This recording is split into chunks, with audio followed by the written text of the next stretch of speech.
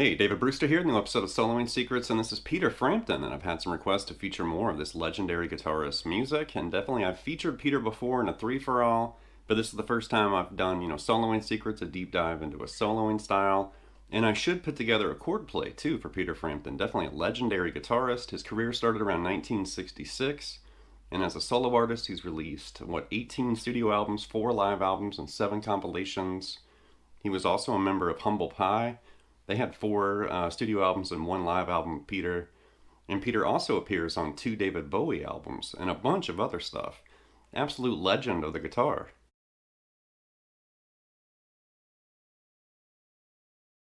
So much like we've done in other episodes in the Soloing Secret series, when you're checking out a certain guitarist or band, it's always a great idea to scope out their influences, which reveal certain things that pop up in their music. And with Peter, it's interesting, there's early rock and roll influences. Hendrix is in there. And then jazz influences too. But here's some of Peter Frampton's elusive musical influences.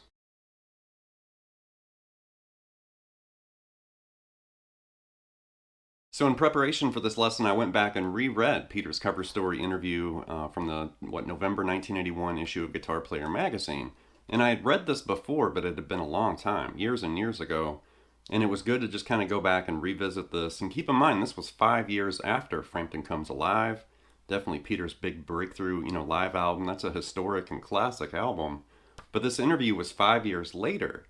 And it was interesting the way they talked to him and some of the questions they asked. And he admitted, like, the 2 studio albums after Frampton Comes Alive, weren't very good. And, some of the choices and decisions that he made as a rising star kind of impacted his career. But anyway, here's an image with some of the people, the bands, artists, and musicians that he worked with either behind the scenes, in the studio, or live on stage.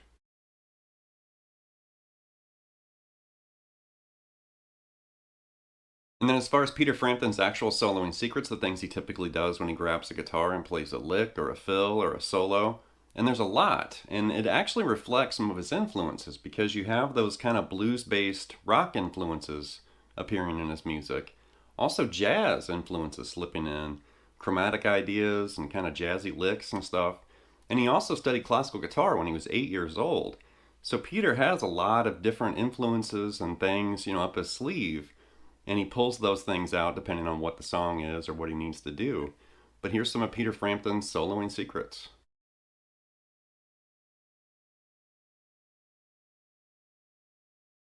So the music and ideas in this episode came from 5 Peter Frampton-related albums. That's 2 albums with Humble Pie, 2 of his studio albums, and then of course Frampton Comes Alive too. And keep in mind, Humble Pie's Rockin' the Fillmore, that album kicks ass. The self-titled Humble Pie album is really great. And then Peter Frampton's studio albums, some of the stuff I'm pulling from them, it's different than what you hear on Frampton Comes Alive. He kind of changed, what he was doing. So I'm pulling things from the studio album, and then of course we're going to visit a really cool lick from Frampton Comes Alive. So if you're a Peter Frampton fan, buckle up. Here we go.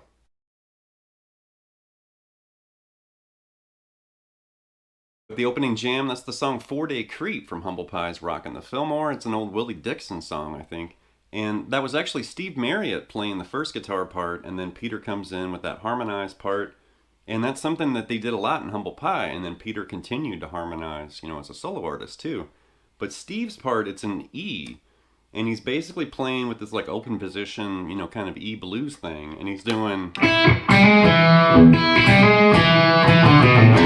So just think like E minor pentatonic down there, the high E open, you're hammering on, that G to G sharp right there.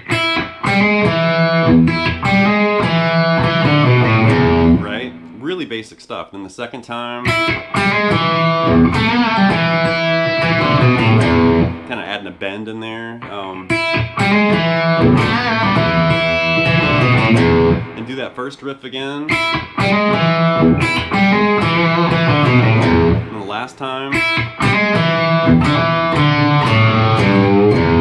that. So I had to modify this ever so slightly to make it make sense with the looper, so I could kind of jump in and do the harmony part too, and it actually made sense. So I had to modify it ever so slightly. So there's Steve Marriott's part.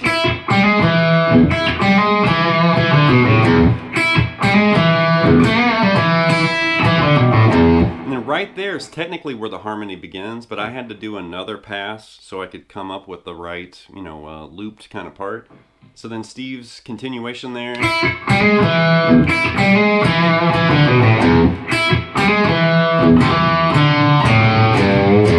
Right? And then you hear Peter come in and he's harmonizing. He's basically, you know, grabbing like thirds. So there's Peter's harmony part.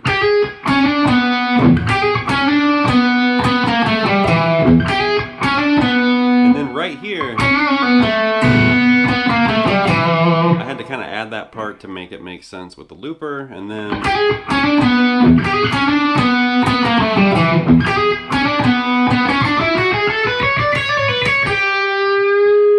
that's one thing you're going to find in Peter's, you know, lead work is he's not afraid to use all of his fingers and doing scale runs and legato and stuff. But right there, there's the harmony part. And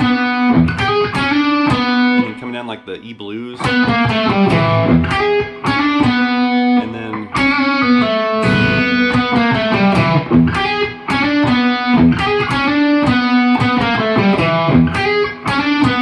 then the lick. So you're starting on that D or that C sharp. Like that. And then you put all that together with the harmony guitar part and you have 4-Day Creep.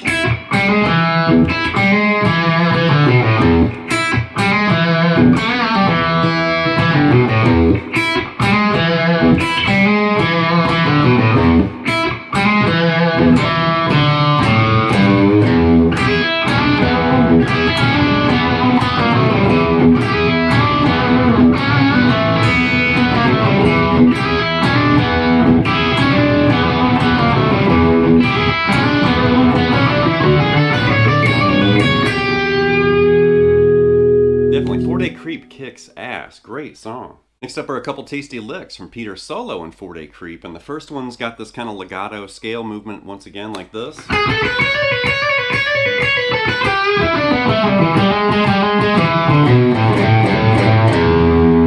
Really cool lick. One more time.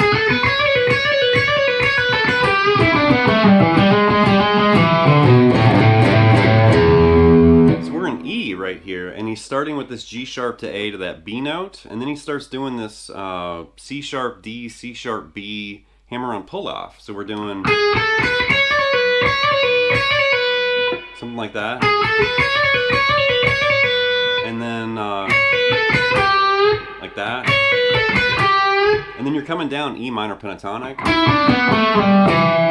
So really slow the first half.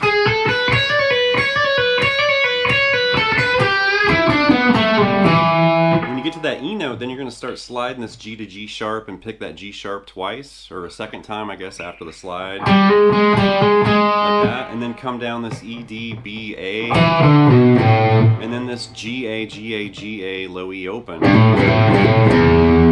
Really cool lick. I like the rhythmic kind of intensity, and it's melodic, and it has a logical beginning, middle, and ending. Cool lick.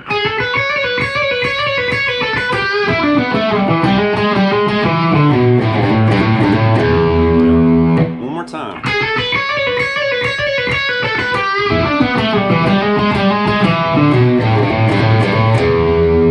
Really cool lick. And then the second one we're doing, it actually starts with a similar movement, but then it ends totally different. So we're doing, and we actually had that in the previous lick, but it's crammed together in this one. And then right there, let's see.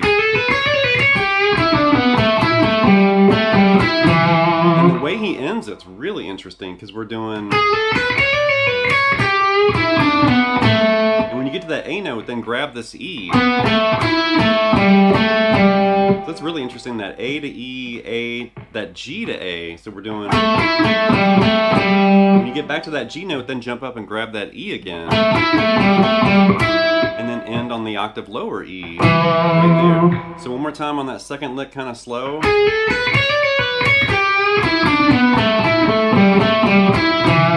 And once again, again, it's a really cool phrase lick with a logical beginning and ending too. It just sits right in the pocket and in the time. They're both really tasty licks from 4 Day Creep. Great guitar song and just a great song overall. Totally kicks ass. Next up's the opening from Peter's solo in I'm Ready from the self-titled Humble Pie album. And once again, this is an old Willie Dixon standard, and now we're in the key of A. And we're doing...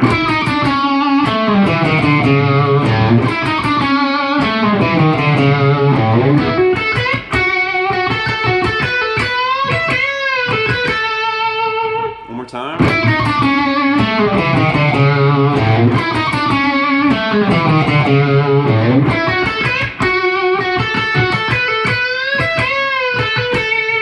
Like I said, we're in A, and this is showing some of Peter's, chromatic interest, in solos. So right there, we're basically descending, E, D sharp, D to C sharp right there, and then ending on that A note.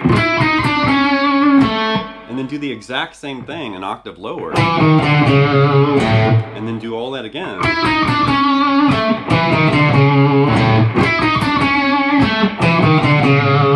Right? So we're in A, or like a blues in A. And then think of like A major pentatonic right here. Right?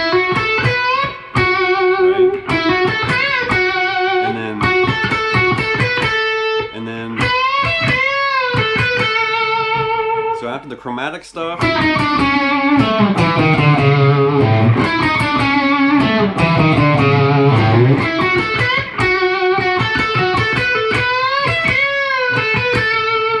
then one more time with that second half.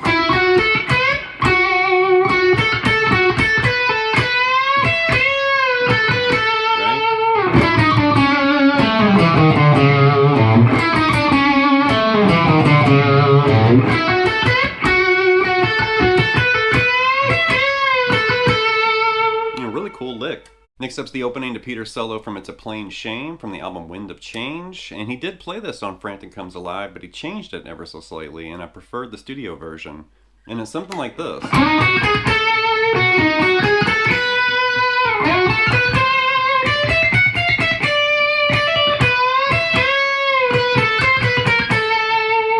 One more time.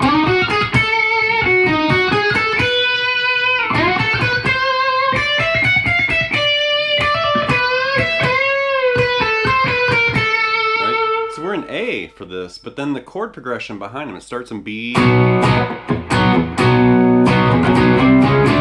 up to D, and then ends in A. So it starts in B, and we're doing... So he's kind of addressing that over the B chord. Just think like a little part of kind of a B shape. And then it moves to D, and he basically is still playing with that same kind of, you could think of like a hybrid blues in a way, and then he's moving to D right there.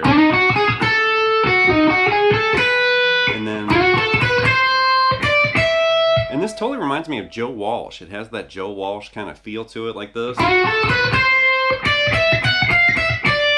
there's a little bit of chromatic action there.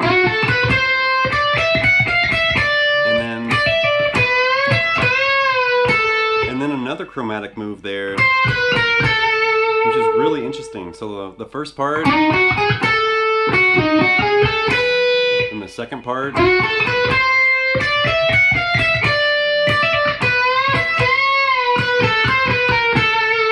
and I really dig those kind of Joe Walsh, like kind of bends and the chromatic moves. I mean, it's reminding me of Joe Walsh. I mean, I don't know who's going to remind you of. It's definitely Peter Frampton, but I'm hearing Joe Walsh in there.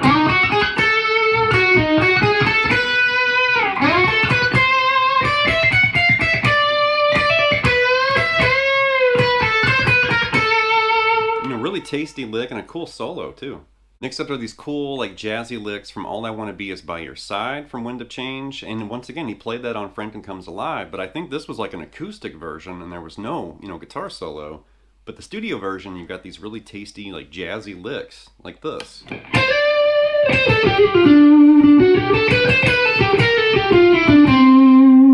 One more time.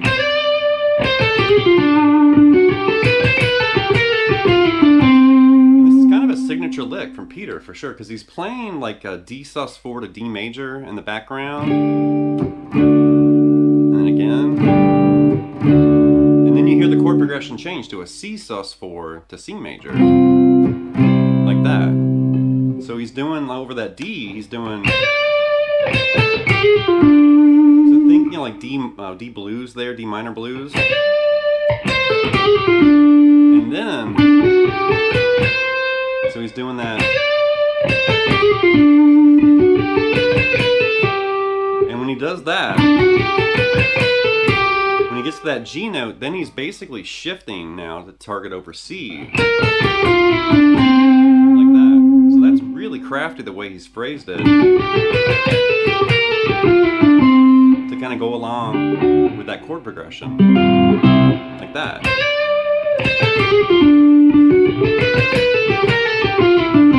And you can definitely catch Peter do that a lot, where he'll, like, depending on what the chord progression behind him does, it steers melodically what he's doing, like in the middle of a solo or a lick. And there's a great example of that right there.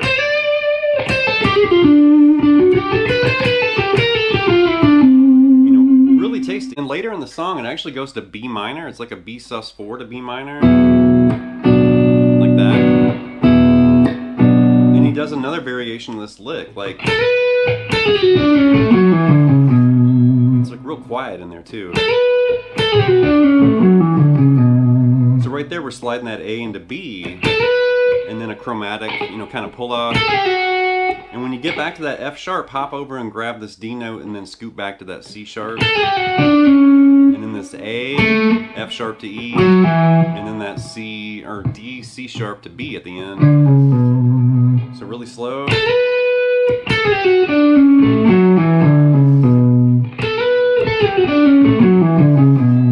Next up's the opening to Peter's solo from the song Doobie Wah. This is from the studio album Something's Happening. And once again, it does appear on Frampton Comes Alive, but he changed what he did live compared to what he did in the studio. And I prefer the opening from the studio version because it reminds me of Jeff Beck, like the Blow by Blow era, but something like this.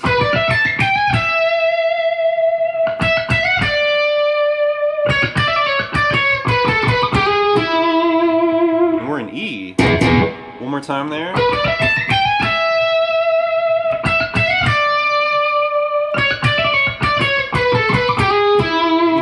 Tasty stuff. So start right here on this B, and then we're walking in like that, and we're targeting like this E blues lick, but we're grabbing, you know, this B note, that D and E, reach up and grab that A, and then slide that G to G sharp, and then end on that E right there, and then this E to F sharp, and then end on that D. Grab this C sharp, then you're going to do this D, E, D, C sharp hammer on pull off, and then this D to C sharp, and this B, A, B, then this G to G sharp, and end on E right there. So really slow.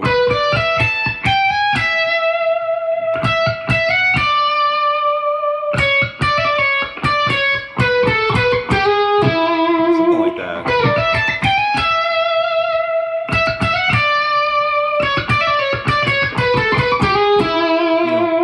Cool lick.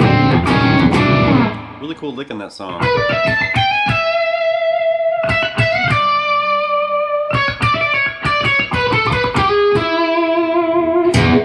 Okay, last but not least is the opening to Peter's solo from I'll Give You Money, and this is from Frampton Comes Alive. Now, this is like the opposite of what we ran into earlier, because the studio version is different than the live version. He didn't play this lick in the studio version, but live he's doing this. This is an A, and we're doing...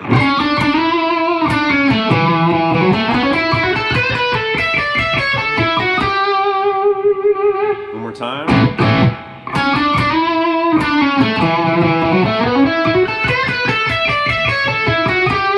You know, something like that.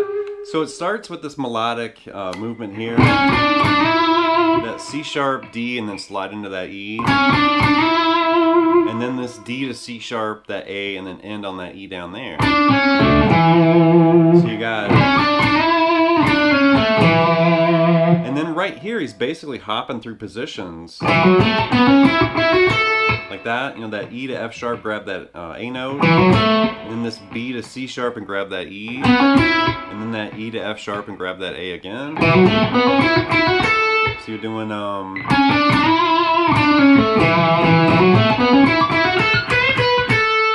so after you do that little like hop up in different positions, and then you're doing this. So that E, D, E, C sharp, and then end on that A, and then you're going to finish up with this E, F sharp to G. Like that. So slowly. You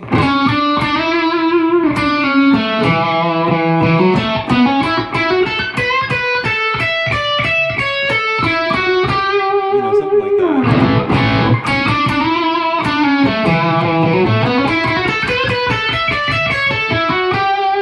You know, really cool phrasing, and I love the way, like, Peter's very melodic, and the way he starts and plays through his leads, and then the way he ends his solos and stuff. It's very, I mean, it's very professional. You can tell he's really worked on that. His phrasing, dynamics, the beginnings, the endings. All right, that's going to wrap this episode of Soloing Secrets with this look at Peter Frampton. Definitely a legendary and historic guitarist. And it seems like whenever you talk to somebody about Peter's music, the first thing they mention is the talk box. And it's like, yes, Peter Frampton helped popularize the talk box. I think everybody kind of knows that. But back in the day, you know, before Frampton comes alive, I don't think very many people really knew what that was. There were players experimenting with it, like Jeff Beck and some players like that. But obviously Peter helped, you know, popularize that effect. It's almost like Van Halen and tapping. You know, Eddie helped popularize tapping. Peter helped popularize, you know, the talk box. But for this lesson, I wanted to move beyond that. I wanted to check out some of his music, you know, without the talk box, to really get in there and look at licks and phrases and some of those chromatic slurs and jazzy ideas and stuff, and playing over changes. And you can definitely catch that in his music.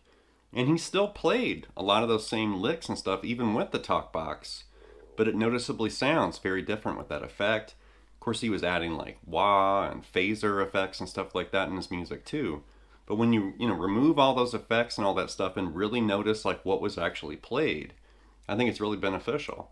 So anyway, leave some feedback and comments. Please subscribe to Night Lessons, and I'll be back before you know with more content and material. Thank you.